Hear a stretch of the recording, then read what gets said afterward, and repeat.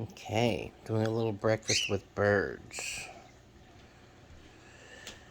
Yeah, I don't know if we want to turn that light on or not, but it's alright. Yeah, this is day 3 of having Muffin home. And Cass is kind of teaching her how to eat, how we do breakfast. Oh, oh.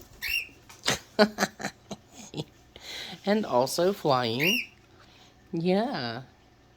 Well, Muffin, eat your breakfast. Yeah, we got an assortment, doing some abundance weaning here. So she has her choice of veggies. I got her on a little bit of formula in the afternoons because she's still young. What? Where you going? You gotta eat your breakfast. Oh, goodness. And she can go straight up in the air, pretty much. But everybody, this is Muffin. Muffin, say hi.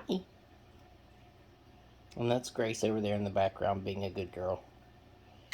Yeah.